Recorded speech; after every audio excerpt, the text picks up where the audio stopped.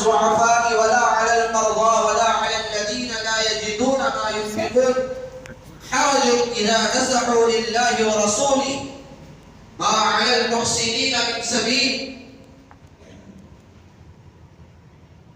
جو کمزور ہیں، جو بیمار ہیں، جو بے بس ہیں، چاہتے تو ہیں، دین کی خدمت کا ارادہ رکھتے ہیں، دین کی خدمت کا جذبہ رکھتے ہیں اور اللہ کے احکامات پر چلنے کی خواہش رکھتے ہیں، لیکن کبھی کبھار ایسی حالت آ جاتی ہے کہ وہ بیمار پڑ جاتے ہیں، وہ کمزور پڑ جاتے ہیں اور اللہ کے راستے پر خرچ کرنے کا ارادہ تو رکھتے ہیں، اللہ کے راستے میں جانے کا تو ارادہ رکھتے ہیں، لیکن ان کے پاس وہ سرمایہ نہیں ہوتا، ان کے پاس وہ مال نہیں ہوتا، جس کی وجہ سے ان کے دل کے اندر افسوس پیدا ہوتا ہے۔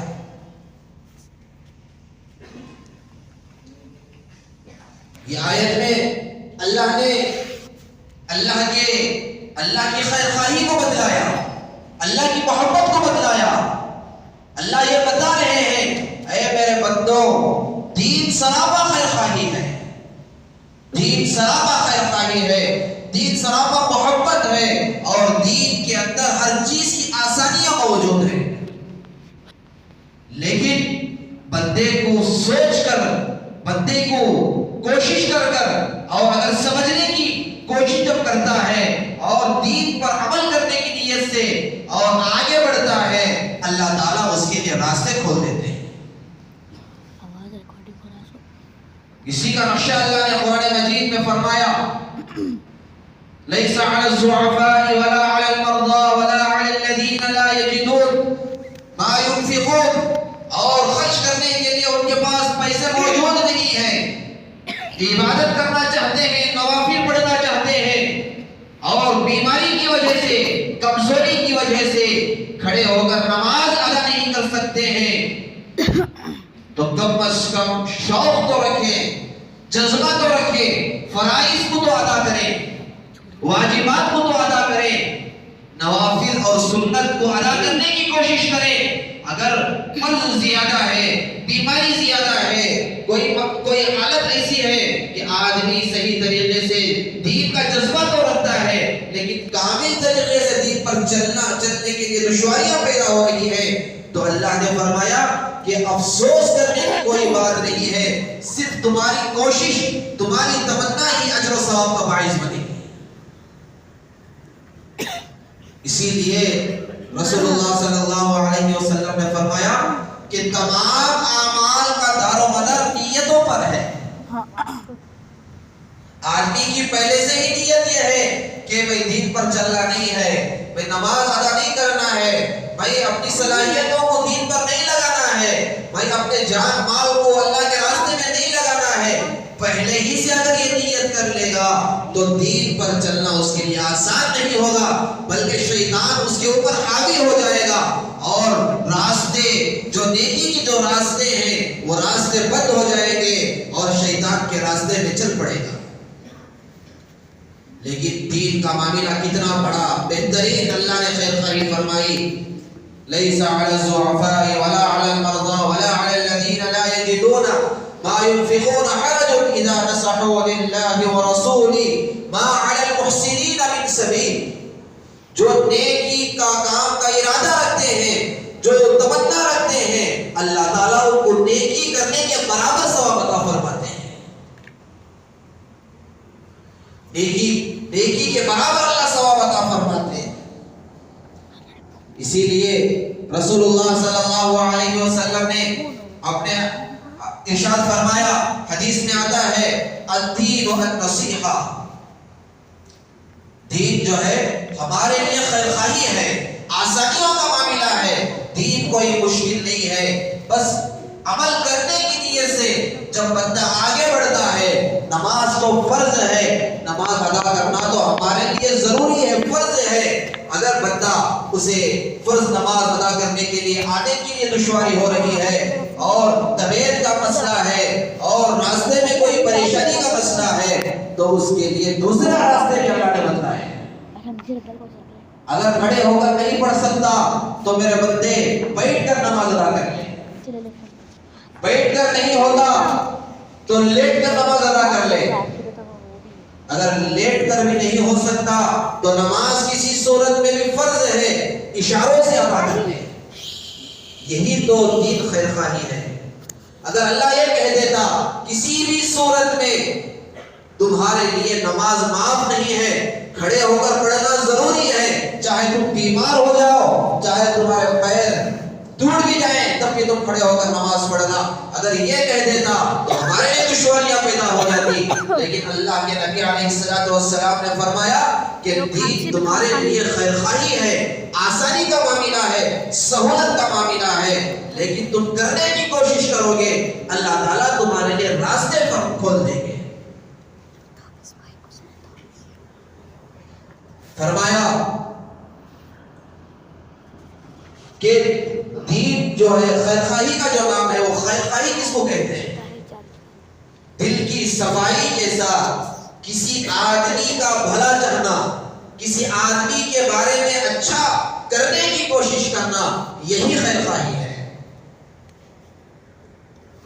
کسی آدمی کے حق میں اچھے فیصلے کرنا اور آدمی کو صحیح راستہ بتلانا اور اس کی پریشانی کو دور کرنا, یہی خیر خواہی ہے. اسی لیے فرمایا کہ اللہ نے جو ہے الدین والنصیحہ قلنا, صحابہ نے فرمایا, پوچھا یا رسول اللہ صلی اللہ علیہ وسلم جو خیر خواہی جو ہے, دین جو خیر خواہی ہے, اس کا معاملہ کیا ہے, اس کی تشریح کیا ہے؟ تو فرمایا للہ, اللہ نے جو تمہارے ساتھ بھلائی کا معاملہ فرمایا ہے, جو تمہارے لیے جنت کا وعدہ فرمایا ہے, جو تمہیں صحیح راستے میں جانے کے لیے انبیاء علیہ السلام کو اس دنیا میں بھیجا اور تمہاری ہدایت کے لیے اللہ نے قرآن کو نازل فرمایا, تمہارے ہدایت کے لیے اکابرین کو, علماء کو پیدا فرمایا, تمہارے لیے بھی خیر خواہی یہ ہے کہ تم اللہ کے بتائے ہوئے احکامات پر زندگی گزارو. تمہارے لیے ضروری ہے کہ اللہ کی مرضی کے مطابق زندگی گزارو. تمہارے لیے ضروری ہے کہ اللہ نے جن کاموں کو کرنے کا حکم دیا ہے ان کاموں کو کر گزرو. یہی خیر خواہی ہے. اللہ کے لیے کیا خیر خواہی ہے؟ اللہ کے لیے خیر خواہی یہی ہے کہ ہم اللہ کے بتائے ہوئے احکامات پر زندگی گزاریں. اللہ نے جس مقصد سے ہمیں دنیا میں بھیجا ہے اس مقصد کو پہچان کر زندگی گزاریں. اللہ کی نعمتوں کو پہچان کر اور اللہ کی نعمتوں کا شکر ادا کرتے ہوئے زندگی گزاریں. یہ اللہ کے لیے خیر خواہی ہے. اگر ہم دیکھیں گے کہ ہم اللہ کے ساتھ خیر خواہی کا معاملہ کر رہے ہیں, ہماری زندگیوں سے اللہ کے احکامات ٹوٹ رہے ہیں, ہماری زندگیوں سے اللہ کی نافرمانیاں ہو رہی ہیں, اور ہماری زندگیوں سے اللہ کی نعمتوں کا استعمال کرنے کے باوجود اللہ کی نعمتوں کی ناشکری کی جا رہی ہے. اور فرمایا کہ خیر خواہی یہ ہے اللہ کے ساتھ کہ تم صبر کے ساتھ, تحمل کے ساتھ زندگی گزارنا, یہ بھی ایک خیر خواہی ہے. مثال دے کر فرمایا کہ حضرت بلال حبشی رضی اللہ تعالیٰ عنہ کہ ان کے ساتھ کیسا معاملہ ہوا. کفار نے حضرت بلال حبشی رضی اللہ تعالیٰ عنہ کے ساتھ کتنا ظلم اور کتنا تشدد برپا کیا کہ ان کو سلاخوں پر لٹایا گیا, تپتی ہوئی ریت پر لٹایا گیا اور ان پر جو ہے چٹاک رکھ دی گئی اور ان کو یہ کہا گیا کہ اگر تم اس سے چھٹکارا پاتے ہو تو اللہ کے دین کو چھوڑ دو, ہم تمہارے تکلیفوں کو نکال دیں گے. تو حضرت بلال حبشی رضی اللہ تعالیٰ عنہ نے کیا فرمایا کہ میں زندگی دنیا میں آیا ہوں, اللہ کے احکامات کو پورا کرنے کے لیے آیا ہوں, اللہ کو راضی کرنے کے لیے آیا ہوں, حالات کو برداشت کرنے کے لیے آیا ہوں. جو بھی حالات آئیں گے, جو بھی مصائب آئیں گے, جو بھی تکلیفیں آئیں گے, میں سب کو برداشت کرنے کے لیے تیار ہوں, لیکن اللہ کو ناراض کرنے کے لیے تیار نہیں ہوں. ان کی زبان پر کیا تھا؟ احد تھا. اللہ ہی سب کچھ کرنے والے ہیں, اللہ ہی کے اوپر ایمان ایمان رکھتا ہو اور اللہ ہی پر ایمان رکھتا ہو، چاہے تم کتنی بھی تکلیفیں دے لو، بھئی اللہ کے دین کو چھوڑ کر نہیں جانے والا۔ للہ، یہ ہے خیر خواہی۔ اللہ نے ہمیں جو دنیا میں بھیجا ہے میرے عزیز دوستوں، یہ اللہ کو راضی کرنے کے لیے بھیجا ہے، اور ہم اللہ کو راضی کرنے کے لیے دنیا میں آئے ہیں۔ اگر ہم اللہ کو راضی کرنے کے ساتھ دنیا کے ساتھ زندگی گزاریں گے، گویا کہ ہم اپنی ذات کے اوپر خیر خواہی کر رہے ہیں۔ یہ اللہ کے اوپر احسان نہیں ہے، بلکہ اپنی ذات پر احسان کر رہے ہیں۔ ہمارے جان کو جہنم سے بچا کر، ہمارے جسم کو جہنم سے بچا کر جنت میں جانے کا ایک راستہ اختیار کر رہے ہیں۔ اللہ نے فرمایا، جو بندہ میری قضا پر راضی نہ ہو، اللہ کے فیصلے پر راضی نہ ہو، اور جو بندہ میری نعمت کا شاکر نہ ہو، جو بندہ دنیا میں جو حالات آتے ہیں اس پر کبھی پیشی جو ہوتی ہے، کبھی زیادہ مل جاتا ہے، کبھی کم مل جاتا ہے، اللہ پر قانع نہیں بنتا، اللہ کا شکر ادا نہیں کرتا، تو اللہ نے بہت بڑی بات فرمائی کہ اس بندے کو چاہیے کہ وہ بندہ میرے علاوہ کسی اور خدا کو تلاش کر لے۔ ہمیں چاہیے کہ میرے عزیز دوستوں بزرگوں، ہم اللہ کے بتائے ہوئے احکامات پر چلیں، اللہ کے فیصلے پر راضی رہیں، اور اللہ کی نعمتوں کے اوپر شکر ادا کرنے والے بنے، اور جو زندگی میں کبھی کوتاہی ہوتی ہے، کبھی پریشانی آتی ہے، کبھی خوشی آتی ہے، اس پر اگر ہم قانع نہیں بنیں گے، اللہ یہ فرماتے ہیں کہ اے میرے بندوں، ایسے لوگوں کو چاہیے کہ وہ میرے علاوہ کسی اور خدا کی تلاش میں چلے جائیں۔ کتنی بڑی بات ہے میرے عزیز دوستوں۔ ہمیں اس سے یہ معلوم ہوتا ہے کہ ہم اللہ کے فیصلے پر راضی ہونا ہے، اللہ کی نعمتوں کا شکر ادا کرنا ہے، اور دین جو ہے خیر خواہی کا جو نام ہے وہ اپنی ذات پر بھی لے کر آنا ہے، اور اپنے اہل و عیال کے ساتھ بھی لے کر آنا ہے، اپنے معاشرے میں بھی لے کر آنا ہے، اپنے خاندان قبیلے میں بھی لے کر آنا ہے، اور پورے امت کے اندر خیر خواہی کو پھیلانا ہے۔ للہ ولکتابہ، نصیحت کی تشریح ہو رہی ہے۔ اللہ کے نبی صلی اللہ علیہ وسلم نے فرمایا کہ قرآن تمہارے لیے خیر خواہ ہے۔ ذالک الکتاب، یہ وہ کتاب ہے، لا ریب فیہ، اس کے اندر کوئی شک و شبہ نہیں ہے۔ یہ ہمارے لیے ہدایت کے لیے اللہ نے اتارا ہے، ہماری زندگی کو بنانے کے لیے اتارا ہے۔ حلال چیزوں کا حکم اللہ نے قرآن میں دیا ہے، حرام چیزوں کو روکنے کے لیے اللہ نے قرآن میں بتلایا ہے، کیسی زندگی گزارنا ہے اس طریقے سے اللہ نے بتلایا ہے، اور قرآن کو اللہ نے تدبر و تفکر کے لیے بنایا ہے۔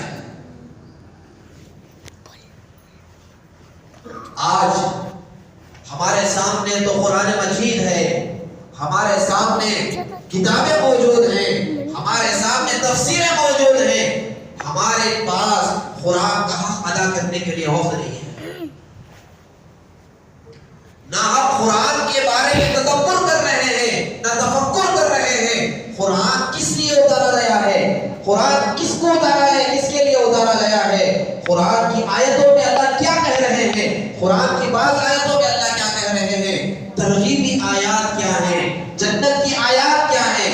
جب جنت کی آیتوں کو ہم پڑھیں گے تو اللہ سے دعا کریں، اے اللہ ہمیں جنت نصیب فرما۔ جب جہنم کی آیتیں ہمارے سامنے آتی ہیں تو ہم اللہ سے پناہ مانگے، اے اللہ جہنم کی آگ سے ہماری حفاظت فرما۔ اسی کو تدبر و تفکر کہتے ہیں۔ تدبر و تفکر کے تو دور کی بات ہے میرے عزیز دوستوں بزرگوں، افسوس کی بات یہ ہے کہ ہمیں قرآن مجید کو پڑھنے کا وقت بھی ہمارے پاس میسر نہیں ہو رہا ہے، جبکہ قرآن ہمارے لیے خیر خواہی کے لیے اتارا گیا ہے، قرآن ہمارے لیے بھلائی کے لیے اتارا گیا ہے، ہماری زندگیوں کو بنانے کے لیے اتارا گیا ہے، ہمیں جہنم سے بچانے کے لیے اتارا گیا ہے۔ جب قوم جو ہے قرآن کی تلاوت نہیں کر سکتی، جب قرآن کے بارے میں تدبر و تفکر نہیں کر